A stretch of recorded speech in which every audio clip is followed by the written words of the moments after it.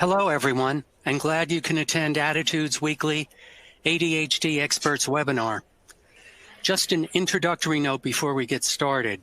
If you've listened to one of our webinars before, you'll know we've been experimenting with adding a certificate of attendance. When the webinar ends, a post-event survey will pop up. It will list 3 questions about the quality of the webinar, followed by 3 questions titled Required for Certificate. If you would like a certificate of attendance emailed to you, then you should answer those 3 questions. If you don't want a certificate, then you don't have to answer them. So let's get on to today's topic. It's especially timely for parents raising children with ADHD. We're all back into back-to-school mode. Some of you, depending on your state and locale, have been doing that for several weeks now. Other than getting our kids up and out the door, homework is one of the biggest challenges we all face. Today we have education expert Ann Dolan here to help us win the homework wars. She'll give us her best strategies for contending with nightly homework and for keeping children on task during the next 10 months. Ann has more than 25 years of teaching and tutoring experience. A former public school teacher, she founded Educational Connections, a tutoring and test prep company in the Washington, D.C. area. Her first book, Homework Made Simple, won the Publishers Association 2011 Parent Book of the Year Award. Her new book is Getting Past Procrastination, How to Get Your Kids Organized, Focused, and Motivated Without Being the Bad Guy. I love that title. You can ask questions of Ann anytime during the webinar. We will try to get to as many of them as we can. And just so you know, to download the presentation slides of this webinar, click the drop-down menu labeled Event Resources on the bottom left of your screen. If you do not see the Event Resources tab, you need to refresh your page. So now finally, let me turn it over to Ann. And it's great to have you here today to help us out on this important topic, Ann. Thank you so much, Wayne. It's great to be here. You know, every day parents call our office looking for help for their kids. And they often say similar things like, oh my gosh, helping my kid with homework, it feels like a full-time job. And I already have a job. Many will say, I'm giving so much attention to this one child, and I've got other kids too. Sometimes parents ask, well, if it's this hard now, what's it going to be like in the future? And ultimately what parents say is that they feel like they've had to take on this role of homework police. They have to poke, prod, cajole, do anything to get their kids to focus and finish. So here's what I know after working with lots of kids over many years. These are not character flaws in our kids. It's not that they're unmotivated or they just don't want to do the work, but often their executive functions are weak. And every student with ADHD has some weak executive functioning skills. So we know that these issues are really tied to the frontal lobe of the brain. And for our kids with ADHD, they just don't mature as fast as other kids. So when it comes to homework, a 12-year-old might have the focus skills of like a 9 or a 10-year-old. And their executive functioning skills are along the same lines. Now, when it comes to executive function, it's really a form of self-regulation. I kind of call it fuzzy focus in a way. You know, our kids often have a hard time with many things that are important to homework success. Just even getting started, you know, beginning in the first place, that's a self-regulation skill. Can you put down Snapchat and start that math homework? And then once you get started, can you resist distractions? If your brother is playing on the other side of the room, can you put that aside and focus enough on your math? And can you sustain your effort well enough to finish that assignment?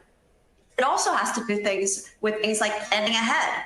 If you have something due on Thursday and it's Monday, can you think ahead to get that done by Thursday?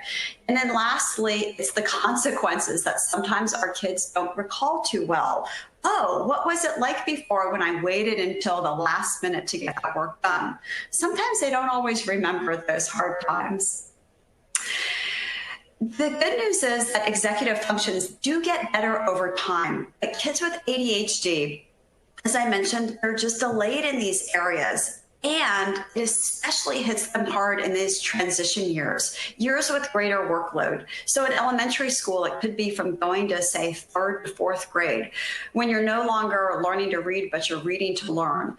It almost always happens in 6th or 7th grade, depending on when your middle school is. And then in 9th grade, always, freshman year, we see so many kids that struggle with that transition. And then often again in 11th grade, when kids are going from just taking the general classes to more advanced classes and an even greater homework load. So what often happens is that kids that are perfectly capable of doing well, there's nothing wrong with their cognitive capacity, just do not turn in the right work, or what they turn in isn't so great. They don't study very well, so their grades are not indicative of their real natural intelligence. So there's this disconnect between their ability and their performance. And that's what's so frustrating. It's frustrating to parents, and it's also frustrating to kids. But on the side of parents, that's when they really become the homework police. That's when they tend to get involved and want to right the ship to make sure their kids are on task. Well, here's the thing, when it comes to helping kids with homework, we don't want that role of homework police. So hopefully in this webinar, you'll get a couple of strategies to take you out of that role. I want to share with you some systems that you can use at home, even if maybe organization is hard for you.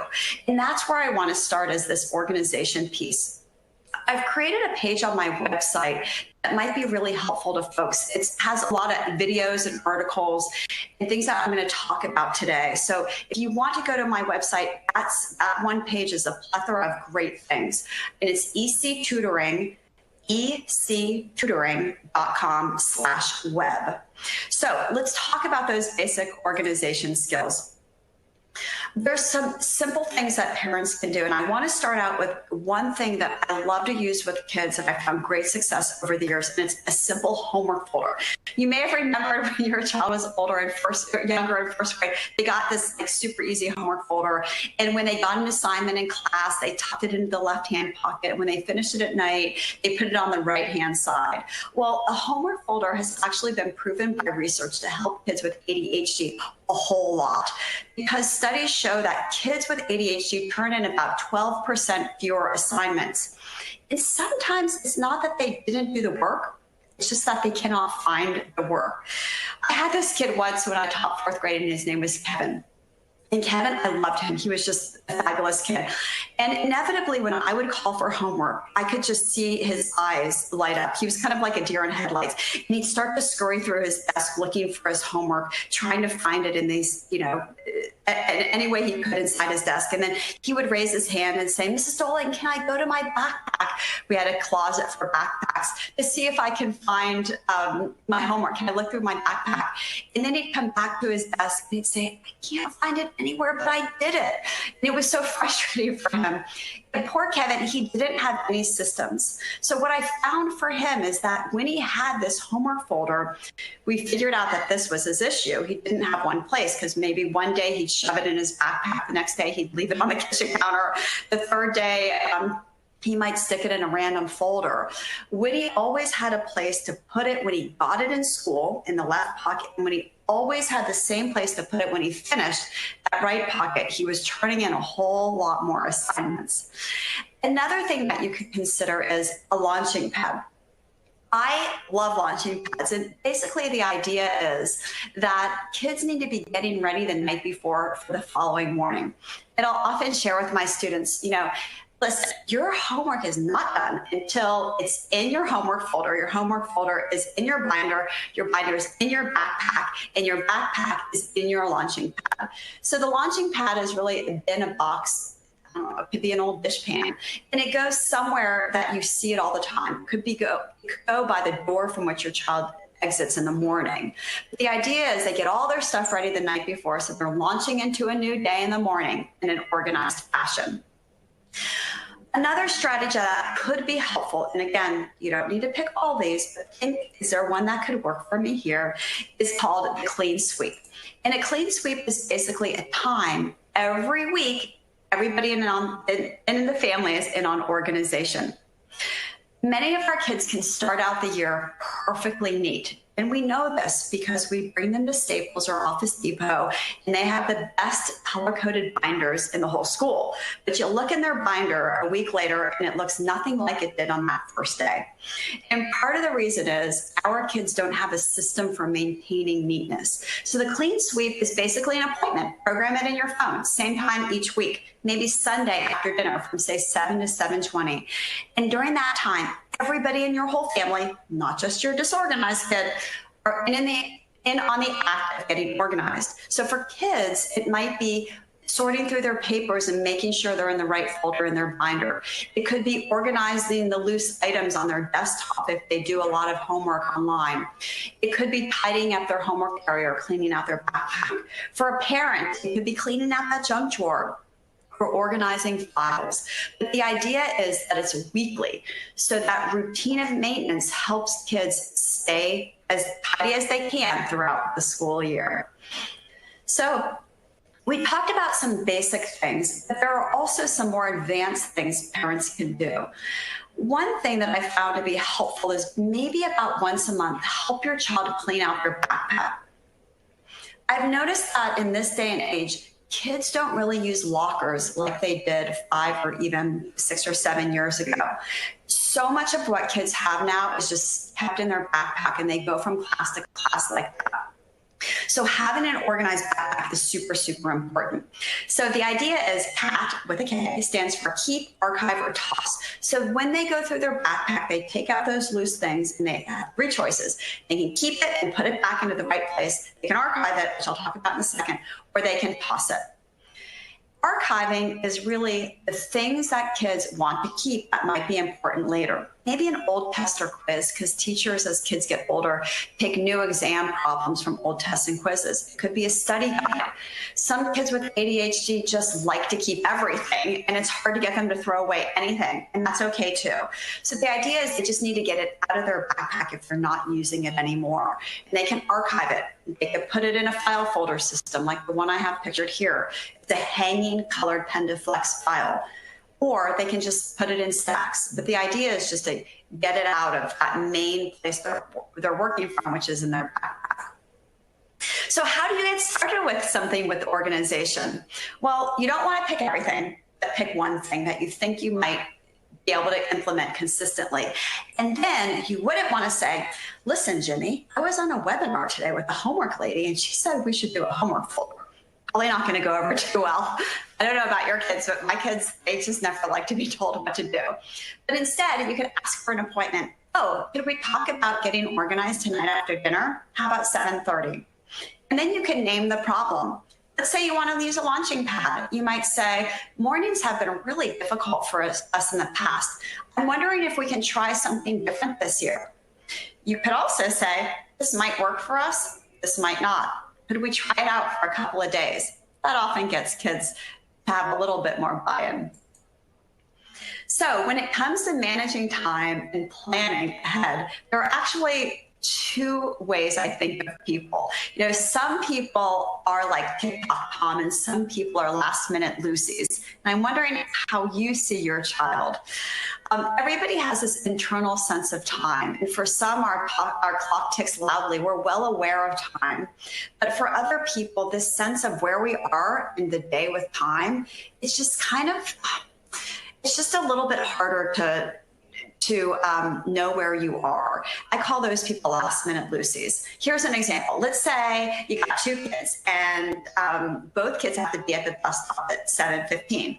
The alarm goes off at 6:30 for both kids. Now, TikTok Tom, the alarm goes off at 6:30, and he says to himself, I better get in the shower because I need to be out of the shower by 6:45 in order to get dressed, brush my hair, be downstairs and eat breakfast at 7, and be out the door at 7:05. For him, time ticks loudly. Now, last minute Lucy also hears her alarm clock at 6:30, and she says, you know what, I'm just going to check Snapchat really quick. She goes on Snapchat, and before she knows it, it's 6:50. Oh boy, now she has to hurry up, jump in the shower. By the time she gets out, it's 5 after 7. Mom's yelling at her, but Lucy's still blow drying her hair. She runs downstairs, grabs something out of the refrigerator. By the way, she forgot to brush her teeth, and books it down the street to the bus stop. Sometimes she's on time and sometimes she's not. That's last minute Lucy. Now, I can tell you that in general, these two kids also have a time horizon. I love this concept. It comes from my friend, Ari Tuckman, who's great with adults in ADHD. And the idea is, if two kids get an assignment on Monday and both kids have the assignment due on Friday, they're going to handle it differently. So the child with a long time horizon, they get the assignment on Monday. They may say to themselves, look, I can't get it started tonight because I have a rehearsal, but I can chip away at it Tuesday, Wednesday, maybe a little bit Thursday to turn it on Friday. So their time horizon is long. It's from Tuesday to Friday. But the kid with a short time horizon says on Monday, well, this time it's going to be different. I'm going to start it early this time, but inevitably it's Thursday night at 10 o'clock, and they're just getting started. That student has a short time horizon from Thursday to Friday. So it's typically the case that last minute Lucy's also have short time horizons, and TikTok Toms have long time horizons. So I'm just curious, when it comes to you personally, what category do you fit into? And then think about your child. Where do they fit? Here's the thing. We often think, wouldn't it be nice to have a TikTok Tom? Wow, that would be so much easier for me. And this is true. I mean, I will tell you that I think school is designed for TikTok Tom. And last minute Lucy is going to have a harder time in school unless she develops some strategies to help her. But the thing is that the grass isn't always greener on the other side. And I've seen lots of kids that are like TikTok Toms feel very anxious. And on its own, anxiety can cause procrastination.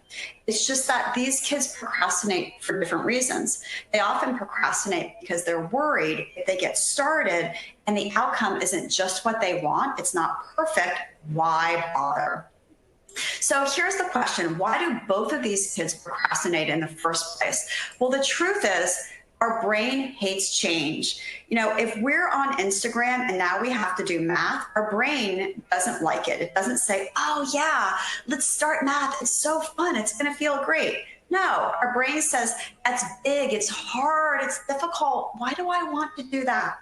So we have to trick our brain into making it feel like getting started is actually kind of easy. And we can do that a couple of ways.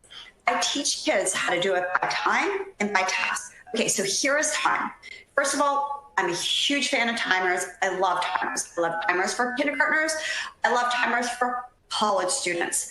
Timers, especially the time timer, which is one of my favorite, is so easy to use. So when kids are younger, I'll teach them how to use it. So I'll have them set it for a very short period of time, like 10 minutes. I call this a tolerable 10. The idea is that anybody can tolerate anything for 10 minutes. So they set the timer for 10 minutes and they say to themselves, I'm going to work as hard as I can, as best I can. I'm going to focus as much as I can for just 10 minutes. And then when the timer goes off, I can take a break or I can keep on going. Typically, they can keep on going, but they need the timer to get them started.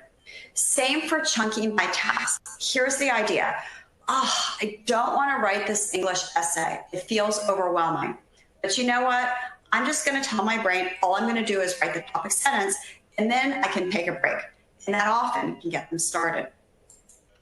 I've also found that kids feel they have to be in the right mood to get started, which is actually not true at all. They just have to get going. And sometimes they can use these small pockets of time to get going. I'll call them weird windows. The idea with weird windows is you need this small amount of time that you would typically be on probably social media to get going. So it might be at 20 minutes you're waiting for your allergy shot appointment. Or maybe you're taking the bus to your lacrosse practice and you have a half hour. These are times that kids can get a small amount of work done. That's called a weird window. But other times, it's just not about getting something small done. Other times, kids feel really overwhelmed by the amount of work they have to do. Whether they're ADHD or not, sometimes just this feeling of overwhelm is common in today's day and age. We'll often teach our kids to prioritize their assignments by must do, should do, could do. So must do is, all right, I absolutely have to get this assignment done because it's due the next day. Should do is, yeah, I should do this tonight, but if I don't, it's not a huge deal because it's actually not due tomorrow. And could do's are things like, you know what, I already studied a lot for this quiz.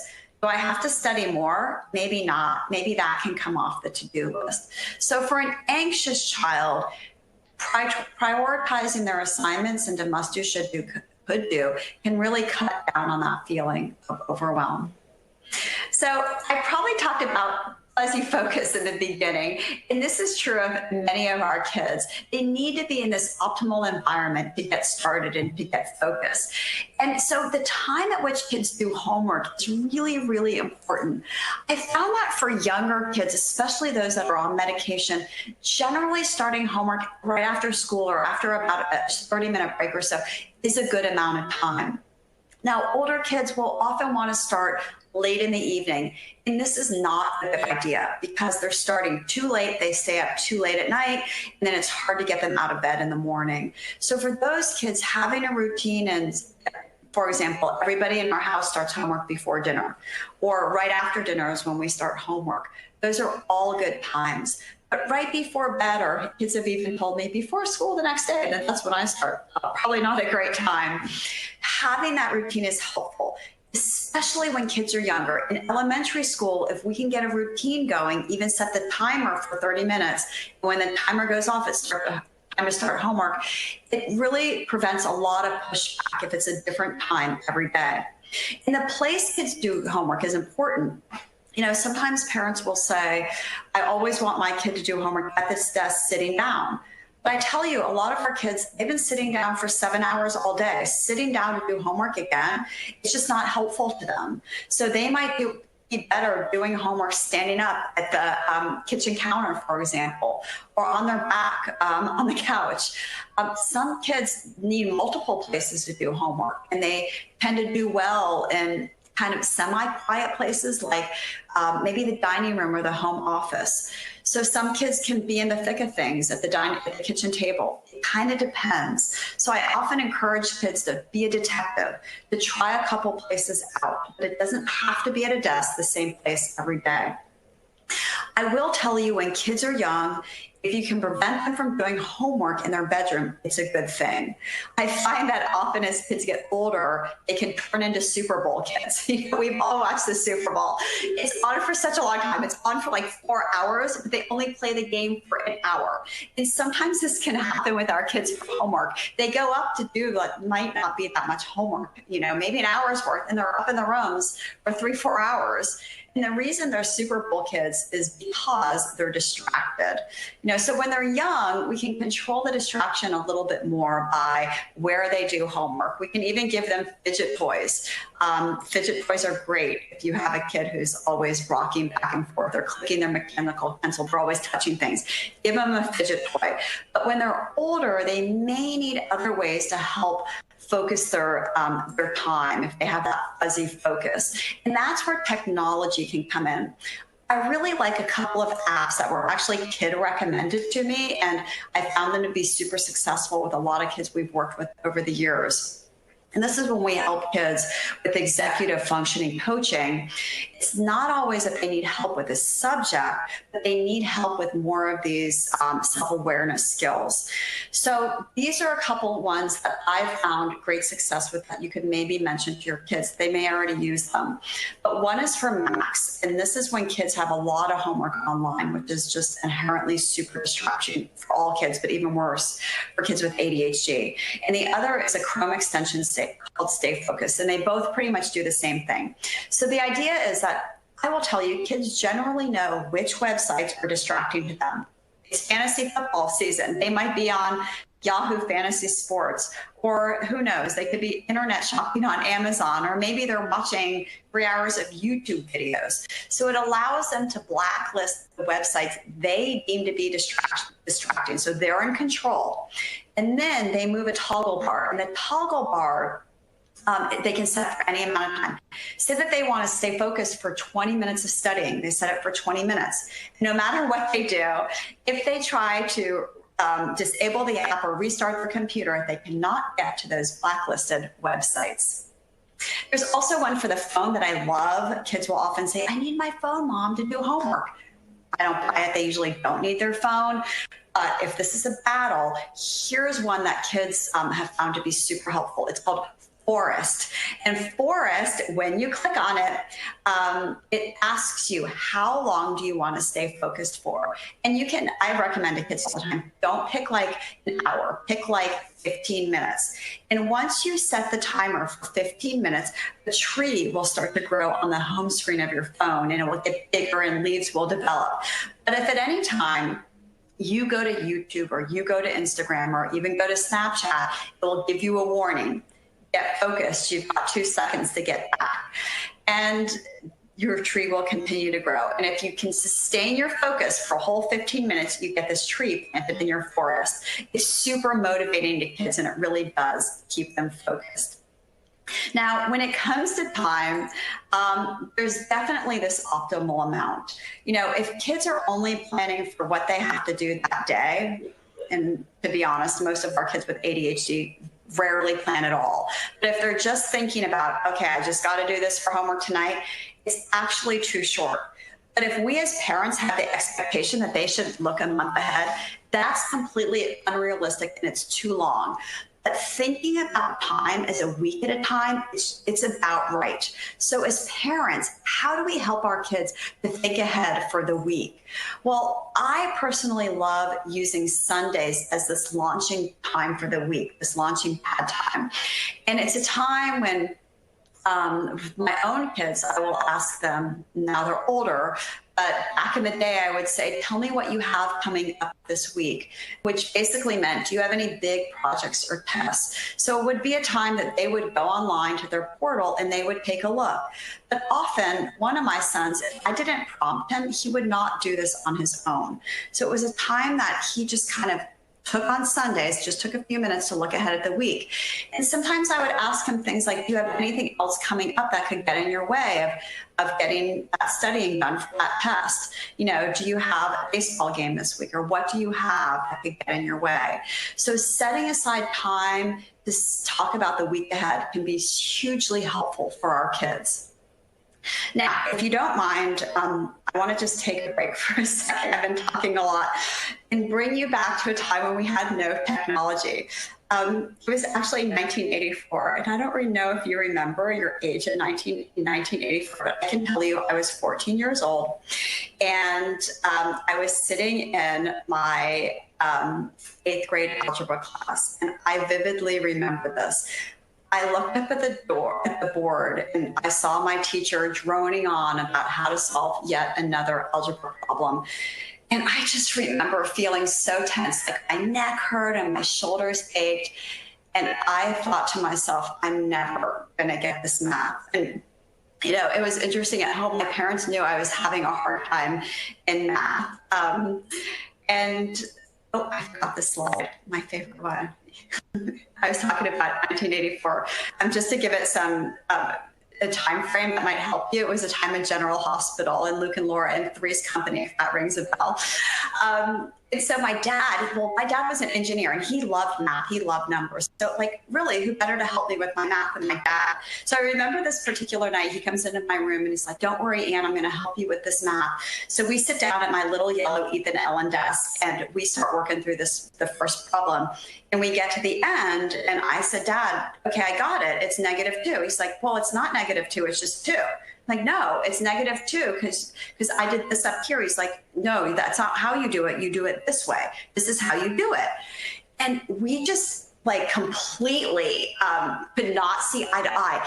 And my dad, who was always super mild mannered, and he never really got that upset, he was so mad at me that he got up, and in a moment of utter frustration, his face was red and his lips were pursed. He stands up, he takes my math book, and as hard as he can, he throws it into the wall, and papers scatter everywhere. And I get up and I look at him and I'm like, Dad, oh my gosh, what are you doing? It was a math problem. And my dad had best intentions, but he just had a hard time getting through to me. And I remember that particular day when he threw the math book at me, my mom came into my room. She's like, that's it. You're not helping her anymore, and I'm getting you a tutor. But the thing is, at the time, my dad didn't really know how to help me, which is true. You know, sometimes we're in the moment of helping our kids with homework, and we're just at our wits' end. Well, here's the thing. When our kids are stuck, we can do three things to help them. We can tell them this is how you do it, which is what happened with me and my dad. He wanted to tell me how to do it. And that's not how I learned how to do it in class. It's not how my teacher taught me. Another option is we could say, it's your homework, not mine. I already went to 5th grade. You do it. I'm not getting involved. But then if our kids really have a hard time later on, they may not come to us because we're not willing to help so much. But the third option is, are there examples in your books, or do you have any notes in this? That way we're trying to help our kids go back and see if they can find the answer somewhere else. And we can guide them. We can even find it in their book for them. But the idea is that we want to look to see if there's been a way they've been taught. So in general, not telling kids what to do is key. That also can come in the form of powerful questions instead of telling kids what to do. You know, one thing that we often ask kids when they walk through the door is, do you have homework today? And I tell you, the answer is pretty much always yes, but sometimes our kids say no. It's not a great question because it's either yes or no, and it could be the wrong answer, not the right answer that we want to hear. So a better question is, what are your priorities today? Now, in a perfect world, our daughter is going to say, well, let's see, Mom, I have that English essay to do. I need to finish that chemistry lab. And oh, yes, I have that math assignment I have to do. Chances are that will never, ever happen. But by asking, what are your priorities today? And what might you do first, second, or maybe third, it really does help kids to fire off those executive functioning skills. And even if they don't verbalize what they're going to do, it does help them to start thinking in their mind what they're going to do first and second. It's a great question for kids that tend to procrastinate. And it's also a really good question for those kids that are overly anxious and tend to see everything as a big priority. Other powerful questions that I really like are, instead of, did you study for your science test? You might say, what's the first thing that you might do to get ready? So it takes studying and it makes it feel easier, because remember, our brain hates change. Our brain might not want to study, but we might do something little, like we might get on Quizlet and practice those vocab cards or those vocab words we have to know. Instead of, you better start that history project, we could ask, oh, what's something small you could do to get started? Those are good, powerful questions. As an executive functioning coach and a tutor, my favorite question, it's harder for parents to pull this off, but I always found great success with on a scale of 1 to 10. On a scale of 1 to 10, how are you feeling about your English exam? You know, if a kid says to me, I'm a 5, I don't say, a 5? Why are you a 5? Well, you better get studying. No, I say, oh, a 5. Tell me about that. And often kids will say, well, I have this study guide. I've only done half of it. I really need to do the whole thing. And I'll say, oh, okay, tell me more. Well, I think tonight I might get started on that. And before I know it, they solve their own problem. But it's not by me telling them what to do. It's by me asking them questions. So at the end of the day, I personally think when it comes to dealing with our kids that can be difficult with homework, it really comes down to communication and ultimately listening. And my very favorite book on the whole entire topic is How to Talk So Kids Will Listen and How to Listen So Kids Will Talk. If you haven't read it, I highly recommend it. And just to wrap up, lastly, help your kids advocate for themselves now, at the beginning of school, and asking for help in small, specific ways. Our kids often don't want to raise their hand. They don't want to go after school and ask for help. But even if it's something like, you know, encouraging to go and ask about number 5. They're not going to go and say, I need help with math, but they might say, can I get some help with number 5? Or writing an email. Don't ask your child to write an email by themselves. They're not going to do it. Help them write the first one, because if they get a positive response back from their teacher, they're more likely to do it on their own later on. So find outside help. If you've got a homework resistant kid, find out what the school offers. A lot of schools have homework clubs. Sign your kid up for it, even if they don't want to go. I did that with my younger son who has ADHD. It was a non-negotiable. He went to this homework club after school. A college student can help your child with homework. Ideally it's a professional tutor or an executive functioning coach, but that can be a little bit expensive. So find other ways to enlist help. But basically, I tell you that a lot of people are better at this than mom or dad. And even if we have all the right answers, we might just not be the right messenger, even though we have the right message. So I want to share with you those free resources again on my website with a lot of things I've talked about today. It's EC Tutoring, E as in Edward, C as in cat, tutoring.com/web. And here's my contact information. I'm super available. Email is best for me, Ann, A-N-N, @ectutoring.com. I can answer any additional questions for you outside of this webinar. Thank you so much. And I will put it back to you, Wayne. Thank you. That was great, Ann. Really great. Thanks. Very practical, very helpful. I picked up a lot of tips and strategies. And of course, there are lots of specific questions. One is, do you use rewards for achieving tasks in homework? If so, what have you found to be effective? I like using rewards if it's something that they may want that's not a tangible item. For example, some kids will work really hard for time on the Xbox or time on the computer or video games. It kind of depends on the age. But I think that type of reward is better than giving them something, because rewards can be stale over time, especially if you're giving them something like candy or I don't know, something else that's a tangible thing. It might get boring after a while, so you kind of have to up the ante. So if you can find something that they want to do, they want to go to a movie or you pick them out for ice cream, that's often a little bit better than having, a lot of parents will say, I use a sticker chart. Great. If your child likes stickers, but it could be they like stickers for a month and then you're on to something else. Right, right. Any suggestions on how to help kids remember to bring their homework home from school? I guess their homework assignments. Sure. There's a couple of things depending on the age. So for an elementary schooler that has, usually elementary schoolers will have a homeroom class. I've done a couple things that have been helpful. One is I put a box topper, just like some kind of visual at the foot of their desk. It could be like a little grocery bag they have or something like that. And the idea is anytime they get in a homework assignment, it just put it on the top of that box top. So at the end of the day, just throw everything into your backpack. Don't worry if it's organized.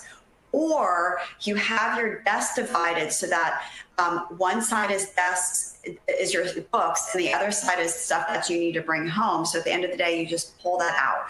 But the idea is you need a system. As kids get older and they have a locker, I found the best thing is that they have a shelf specifically dedicated to homework. So when they leave the class and they have a homework assignment, instead of putting it back in their backpack, put it on that one shelf. So at the end of the day, they just take everything off that shelf and throw it in their backpack. One mom asks, what do you do when a 12-year-old needs constant reminders to start working on homework or studying for a test? I find myself functioning as his frontal cortex all the time. Do you let him fail? Well, I got this idea from Sharon Weiss, and I love it because I've worked with a lot of kids in a more of a tutoring or coaching situation that needed a lot of reinforcement. So she'll ask, and you can ask your child, how many reminders do you think you'll need from me? And if you're having to remind them typically like 15 times, that's not good. So hopefully they'll say like, I don't know, 3, and you say, great. Today, I'm going to remind you 3 times, and I'm going to put down 3 chips. And every time I remind you, I'm going to move this chip over to a separate place of the desk. Maybe the chips are in a cup. So put the chips out so they're visual. This is a reminder, so it's a visual. Because kids often don't remember. It's one in one ear, out the other. Verbal reminders are not, they're just not as good as a visual reminder. So if there's a system where it's a visual, I think that that's far superior. So ask how many reminders and have some type of chip system. And it's also okay to say, just remember, this is the last reminder that I'm going to give you. It's up to you to start your math homework or to finish your math homework or whatever it might be. And I think it's perfectly okay to say, remember, homework in our house is done by whatever time you pick, 7 o'clock, 8 o'clock, whatever. So if it's not done by then, you're going to have to put it away and you'll have to turn it in like this tomorrow. I found it usually takes 3 days for kids not to like that feeling of going to school without their work done, to kind of change their ways. But it puts, instead of you having all the responsibility, it starts to give them the responsibility, which is ultimately what you want as they get older. Mm-hmm. Yeah, that's good advice. Lots of parents saying that their kids just don't want to be helped in any form or fashion. So at what point should parents maybe consider a tutor and get them out of the mix of the homework? Well, if you find that your relationship is being defined by academics, it's time to bring somebody else in. Even as a teacher, I can do all of these things. I work with lots of parents and kids on these things, but it was way harder for me to help my own kids just because I have this relationship with them. And because it wasn't my message, it was the messenger, me. And so I found that it's been chronic. It's not something new that cropped up last week, which it probably isn't. And you feel like you no longer have the parent-child relationship. It's like this relationship about grades and academics. Right. That's when I would bring somebody else in. Mm-hmm. We talked about bringing homework home. What about returning it to class? This one mom asks, she had an idea actually. My thought is that we have a checklist that the teacher checks off to ensure he turned it in. And then I know if he didn't turn it in, we can work on it and turn it in the next day. I mean, a lot of times these kids, these assignments aren't turned in, but it sometimes gets to a point where they're of no return. They have all these assignments and they're failing. So, well, you have any strategies for that, or do you like this particular strategy? Yeah, I love that way. And I would say first, make sure you have a system. So you use a homework folder. You need a foolproof method to know that your child is getting to class and the homework is in the place where they know it is every day, and they just actually don't physically take it out and give it to the teacher. I'd bring it up to the teacher and say, this has been a chronic problem, because I gotta think that her child isn't the only one that has this problem. I've seen this throughout the years a lot. And part of the reason is that teachers have different protocols. For example, one teacher, when you walk in, it might be you're supposed to put it in the basket. The other teacher calls for it. Another teacher, you just check it in class and you don't turn in. The third teacher, you might pass it to the homework leader. There's all different ways that teachers want homework. So I would definitely talk to the teacher. And if she's been consistent with her, I would ask her, how would I be able to know that he's turned it in? Instead of giving her the answer, I might ask her the question, what's a good way for me to know? Because I'm not always sure when I ask my son. Mm-hmm. Should the parent go to school and bring in the homework if the child forgets it at home? This is a mom asking. I guess the toss-up is, him, well, not failing, but getting in trouble for not turning it in, or her actually returning it for him, and the sense of responsibility that might not be learned if she didn't. So, yeah. It's a tough one. I think a lot of people would say, absolutely not, never, setting a bad precedent. But personally, I've brought my kids' homework to school before, but I've also prefaced it by, I'm going to bring your homework to school for you twice this semester. This is one time, just so you know.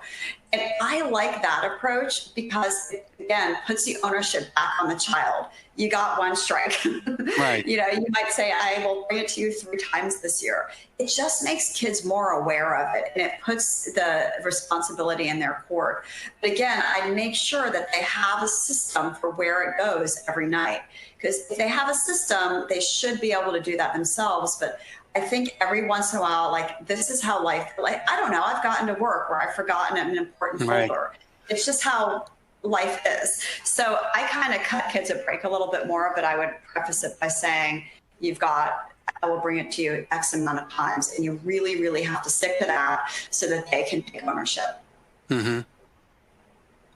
This one mom builds in 5-minute breaks on the homework session. So take 5 minutes, work for 20 minutes, but her daughter doesn't adhere to the 5-minute rule. She goes beyond, whether it's listening to a song or playing a game for 5 minutes. Do you have any practical strategies or any that might help her adhere to the 5 minutes? I might have a conversation with a child. I mean, depending on their age. If it's a first grader, it's harder to have a conversation with a first grader than like a fourth grader. Right. But you might say, I noticed that you, and I love using the words I've noticed. They're just, for some reason, they're magic words with kids. Instead of you, which is just right away puts kids on the defensive. I've noticed that the breaks tend to be short for you. That 5 minutes might not be a good amount of time because you seem to be going over without, even when I remind you, what would be a good amount of time for a break? And maybe the daughter says 10 minutes. Oh, okay. Well, how would you know that it's time to get to work after the 10 minutes? Oh, a timer would be helpful? Okay, great. How would you set the timer? So I would ask them all the questions and have them figure it out. It's not a parent's job to be a taskmaster and to, make sure they have a 5-minute break. And basically it's a part-time job. I would put the responsibility a little bit in the child's court if they're a little bit older and they can handle that. And ultimately, again, have a cutoff time for homework. It's okay to say homework in our house is done by X time. And everybody's putting everything away. Mm-hmm. Here's another parent that came up with a strategy. Stay after school and get some help from the teacher. My son started doing this in middle school, and teachers loved it. You were a teacher. You also work with hundreds and hundreds of kids. Do you find that effective for some kids? I think it's brilliant. Absolutely. And I mentioned that on one of the last slides that a lot of schools, they have homework clubs or they will allow kids to stay after school. And absolutely. I mean, that's just like free help, And it's by the person who knows how it's been taught. So I think that's absolutely brilliant. I would, as long as the school will allow it, I would keep doing that. And if your child says, I don't need to do this anymore, say, let's try this on a trial basis.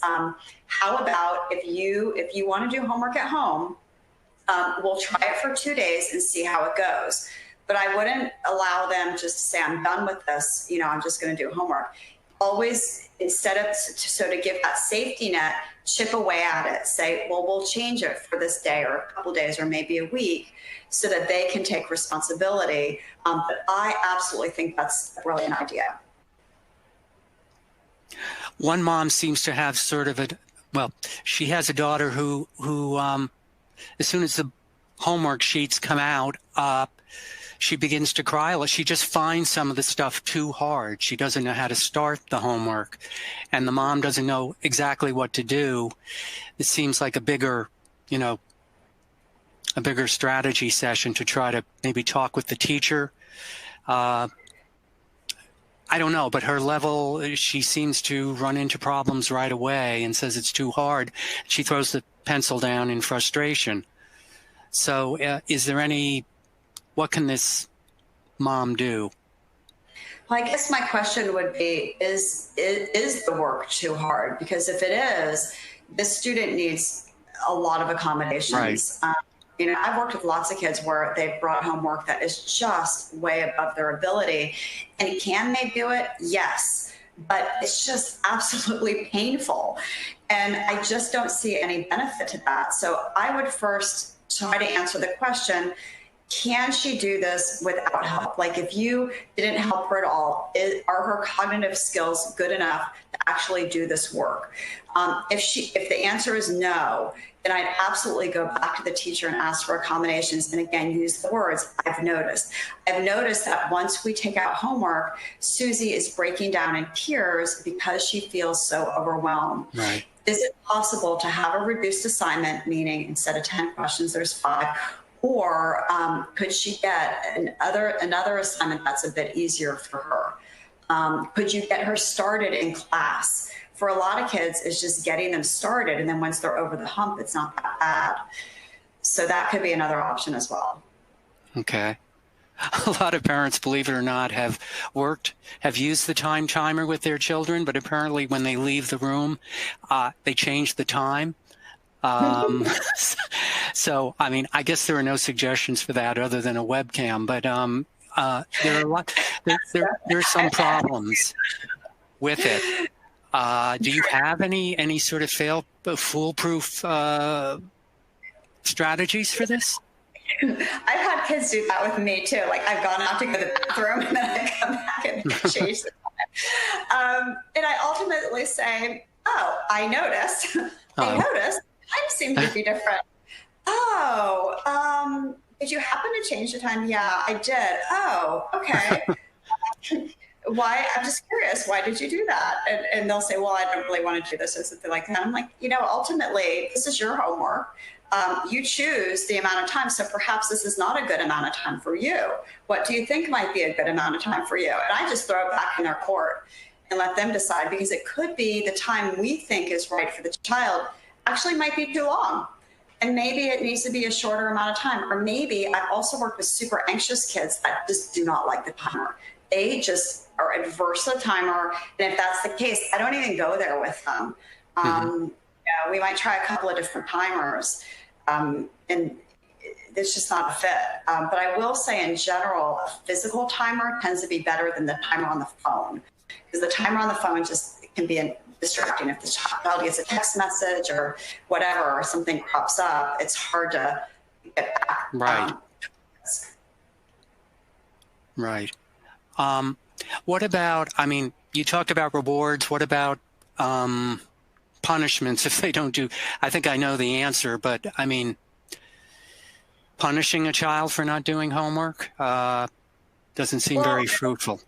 Yeah, I haven't found great success with punishments. I found success with consequences, and I think maybe when parents are thinking of a punishment, maybe they are thinking more about a consequence, which is actually better. So a consequence would be, I don't know what you want them to do. Look, you need to, in order to watch TV tonight, your math homework needs to be completed. And so the consequence is that they don't watch TV, or maybe the consequence is instead of watching an hour of TV, which was agreed upon, maybe they just get to watch a half hour of TV. But I like the if then. If you get this done, or if you do this, then you can do that. So the if then tends to work better than go to your room, or you're not going out this weekend, or I'm taking your phone away. You're so distracted. Taking phones away, like all of those things, although they feel better in the moment to the parent. I mean, I know, but sometimes the punishment is feel like, oh, good, I'm done. But ultimately, it doesn't put the responsibility back on the child. It just makes them mad. And I haven't found a great situation to come from that. So I think the if-then thing tends to work a little bit better. Right. A lot of questions about procrastinating. Some moms make the kids make their children do the homework right after school because they say it only gets worse as time goes on. But sometimes even when they allow them to do it after dinner, they procrastinate. I know you sort of addressed that. You linked procrastination with anxiety, and I don't know, what about a child who really procrastinates, most of the evening? Yeah. Well, there's a couple things you can do. One is the order in which the kids do things has a big effect on their procrastination. So I get this question a lot because I travel around to schools and I do presentations for parents, and and typically parents will say, well, what's the best order? I think they should start with the hardest assignment, because then you get something really hard out of the way and it's smooth sailing. But my husband thinks you should start with, here's what I think. If you have a completely homework adverse child who just doesn't want to do anything, I think your best entry to getting something done is to start with the easiest assignment. So consider that, like consider starting with the easiest assignment. That might kind of get them going. If you have a kid who they'll do the easy things on their own, but they always procrastinate writing, because for some reason ADHD and writing, probably because of the working memory thing, kind of go together, you might help them get started with that. For example, if there's something your child always procrastinates on, figure out, okay, how can I help my child just get started? Because saying, go write that essay is counterproductive. They're just not going to do it because it feels overwhelming and they don't know how to get started. So you might say to them, okay, what might you want to write for a topic sentence? And they say, blah, blah, blah, blah. Great.